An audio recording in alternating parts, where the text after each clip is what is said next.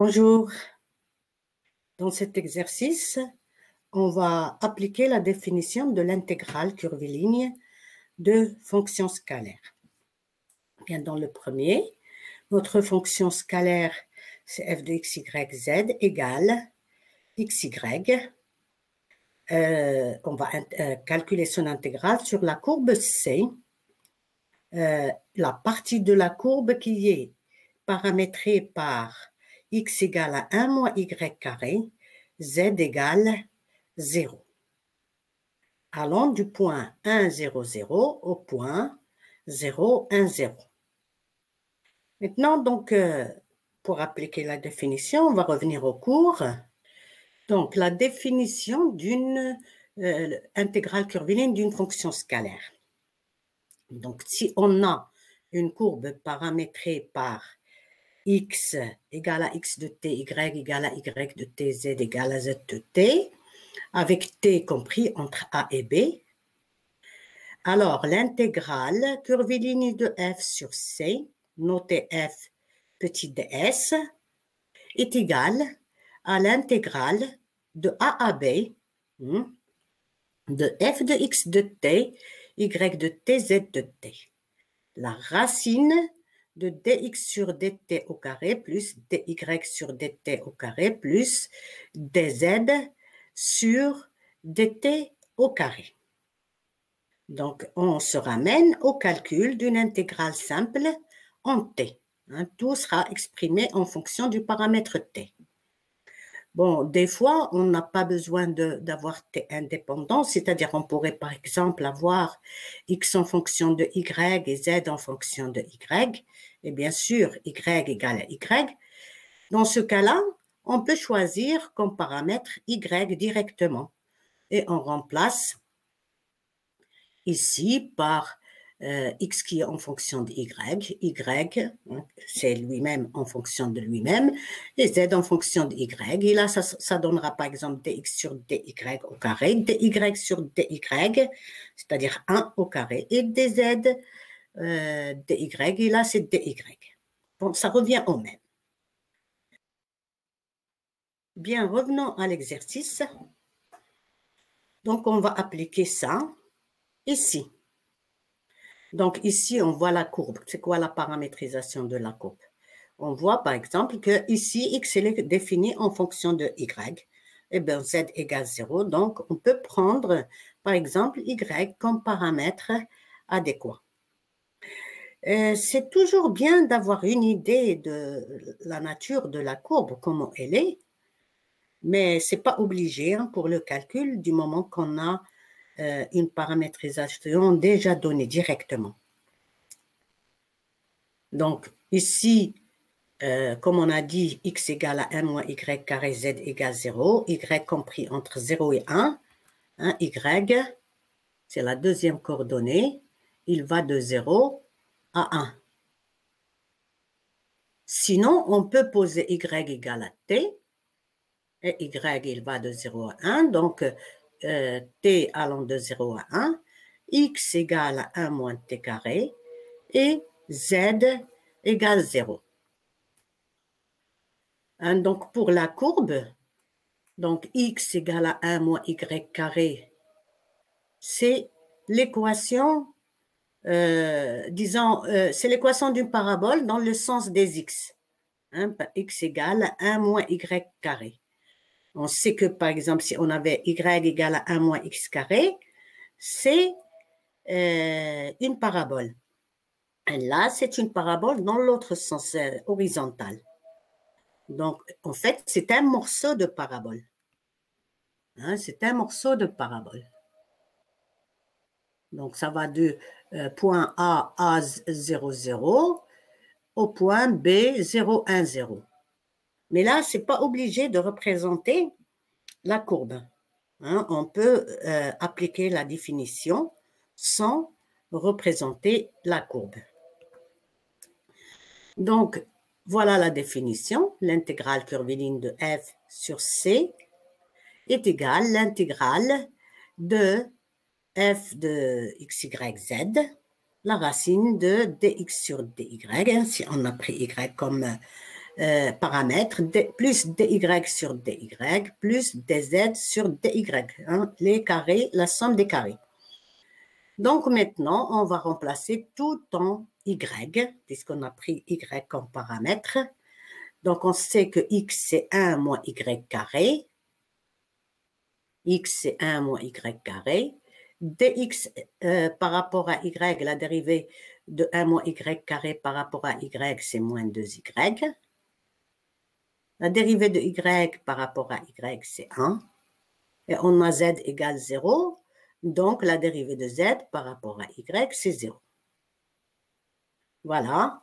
Donc, ça nous ramène au calcul d'intégrale en y. L'intégrale de 0 à 1 moins y carré, y racine de 4y carré plus 1, dy. Si c'était en t, ça donnerait la même chose. 1 moins t carré, t, racine de 4t carré plus 1, dt. Voilà la première étape. Et maintenant, donc, on va passer à l'étape calcul. Alors ici, donc, on va prendre un changement de variable. U égale 4y carré plus 1. Hein, si on dérive, U égale 4y carré plus 1, ça nous donnerait 8y dy. Et là, on retrouve le y dy. Donc, allons-y. Faisons le changement de variable. Donc, voici notre changement. Alors, à quoi égale du? C'est 8y dy. Hein, la dérivée de 1, c'est 0. Et on peut sortir le y dy, hein, puisqu'on l'a dans l'intégrale. Donc, ça nous fait que y dy, c'est 1/8 de du. Pour les bornes, elles vont pour y, il va de 0 à 1. Donc, pour y égale 0, ça donne que u égale 0 plus 1, 1. Et pour y égale à 1, ça donne u égale 4 plus 1, 5. Maintenant, on a aussi besoin de 1 moins y carré dans l'intégrale. Donc, on va l'exprimer en fonction de u. Après ceci, 4y carré est égal à u moins 1. Et donc, y carré est égal à u moins 1 sur 4, c'est-à-dire 1 quart de u moins 1. Donc, 1 moins y carré, ça fera 1 moins 1 quart de u plus 1. Et donc, en calculant, ça nous fait 5 moins u sur 4. En réduisant même dénominateur 4. Bien, alors maintenant, on a tout pour remplacer. Hein? Rappelons, donc on va remplacer ça par 5 moins u sur 4. Remplacer y dy par 1/8 fois du. Et remplacer ceci par racine de u. Donc, ça va nous donner 1 moins y carré, racine de u, et là, c'est y dy. Et les bornes, elles changent de 1 à 5. Voilà, donc ça nous ramène au calcul de cette intégrale. On va sortir ici le 8 et le 4. 8 fois 4, ça fait 1 sur 32, on le sort. Et là, ça fait 5 racine de u, moins u racine de u. On a déjà sorti les constantes multiplicatives. Bien qu'on peut encore écrire, si on veut, comme ceci.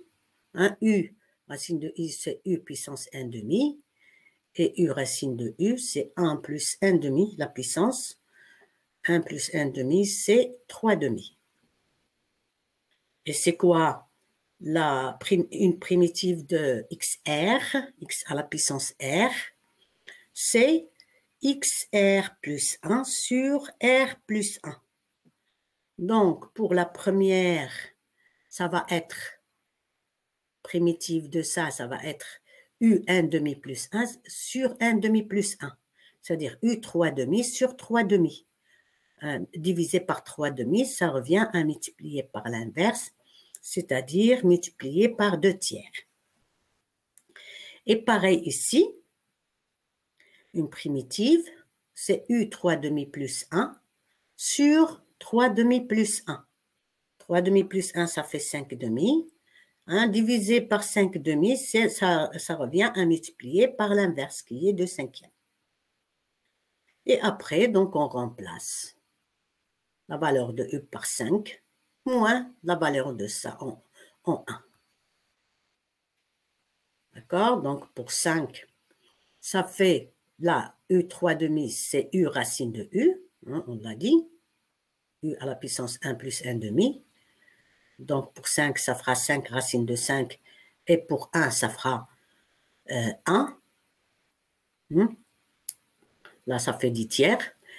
Et U 5/2, 5/2, c'est 2 plus 1/2, c'est-à-dire c'est U carré fois U 1/2, c'est-à-dire c'est U carré fois racine de U. Donc, ça fait 5 au carré, c'est-à-dire 25 racine de 5. Voilà la valeur en 5, puis la valeur en 1. Et on fait le calcul, on réduit au même dénominateur ici qui est 15. Et après, on fait les simplifications qu'il y a. Et on obtient que 25, c'est 25 racine de 5 moins 11 sur 120. On passe au deuxième exercice. Calculer l'intégrale curviligne de la fonction scalaire f de x, y, z égale à x carré plus y carré autour du cercle x carré plus 4y carré égale 4, z égale à 0, une fois dans le sens négatif. Le sens négatif pour le cercle, c'est le sens des aiguilles d'une montre. Mais en fait, ici, l'intégrale curviligne d'une fonction scalaire, elle ne dépend pas du sens de la courbe sur laquelle il est calculé. Donc, c'est une fonction scalaire. C'est-à-dire, ici, qu'on prenne le sens positif, négatif ou le sens positif, ça donnerait le même résultat. Mais c'est toujours bon de revoir comment on fait une paramétrisation du cercle dans le sens négatif. Donc, une paramétrisation du cercle dans le sens des aiguilles d'une montre, c'est quoi? C'est la même, presque la même que celle dans le sens positif, mais avec de moins θ au lieu de θ. Donc, x égale à 2 cos moins t et y égale à 2 sin moins t, t allant de 0 à 2π. C'est-à-dire, quand on a le cercle comme ça, en allant vers le sens positif, c'est-à-dire le sens contraire des aiguilles d'une montre, on va comme ceci. Et dans le sens contraire des aiguilles le sens des aiguilles d'une montre, c'était vers le sens négatif, on va dans l'autre sens. Donc, on prend moins θ, avec θ variant de 0 à 2π. On garde la notation pour le paramètre t. Donc, alors, ça nous donne ceci comme paramétrisation. Ici, c'est cos t, puisque cos, c'est les paires. Et ici, c'est sinus t, moins sinus t, puisque sinus est impair. Alors, donc, maintenant, on va passer à l'application de la définition. Donc, c'est l'intégrale curviligne de la fonction scalaire f. C'est l'intégrale de a à b. A, c'est 0, b, c'est 2π. F de x, y, z, la racine dx dt au carré, plus dy dt au carré, plus dz dt au carré.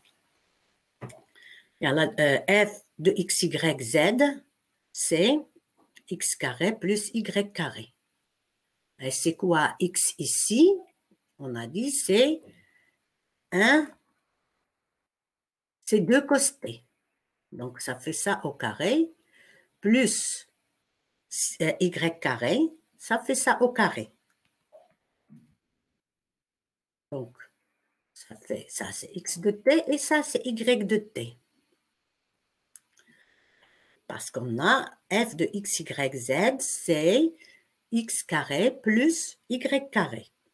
Après, donc, dx sur dt. Un x, on a dit, c'est 2 cos t. Donc, c'est quoi dx? C'est moins 2 sin t. Et dy sur dt, c'est quoi? Y, c'est moins 2 sin t. Donc, en dérivant par rapport à t, ça nous donne la dérivée de sinus, c'est cosinus. Donc, ça fait, on a un moins ici, c'est moins 2 cos t au carré. Et la dérivée de z, z égale 0. Donc, la dérivée de z, c'est 0. Donc, voilà, on se ramène au calcul d'une intégrale en t.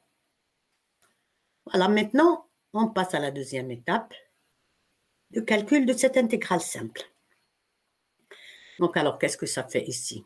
4 cos carré plus 4 sin carré. Et là, ça fait 4 cos carré plus 4 sin carré. On sait que cos carré plus sin carré égale à 1. Donc là et là. Donc là, ça nous fait, c'est 4 fois racine de 4, c'est-à-dire fois 8, égale à 8. 4 fois 2, ça fait 8. Et là, c'est l'intégrale de 1, c'est 2pi. 2pi moins 0, c'est 2pi. 2pi fois 8, ça fait 16 fois pi.